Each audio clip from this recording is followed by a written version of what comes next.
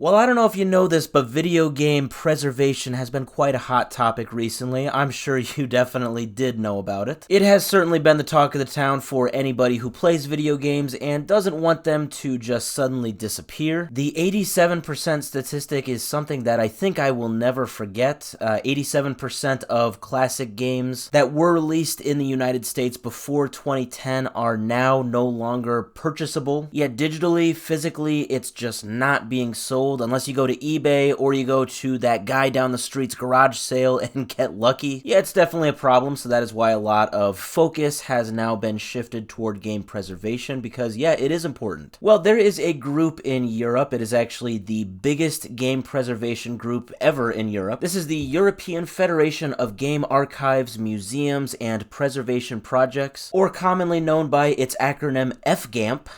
Yeah, I wish they had a more catchy acronym, but they focus a lot on game preservation. They are making it a lot easier to preserve games, and in order to make this possible, they kind of have to have memberships from a lot of different kinds of organizations. Yeah, they need museums, they need libraries, and of course, they need game providers, game platforms, to really make it all possible, to make it all go full circle. That is why it is definitely huge that GOG, or Good Old Games, has officially joined this group, the EFGAMP group. Now, 2 months ago, GOG did announce they are starting a preservation program. It was kind of vague as far as maybe what exactly that would involve, but now with this, it's clear that this is a very big step in the right direction. So with GOG now being a part of this group, I think this could make these recently archived classic games actually have a solid platform. You know, with GOG, they have really now made it clear in the past couple months with this game preservation thing they've got going on that they want the reputation as the sort of leader in game preservation, at least in terms of game distribution platforms. So it really would not surprise me if they are looking to now be kind of the top distributor of these archived classic games. You know, getting these games archived is one thing, and then, you know, maybe putting them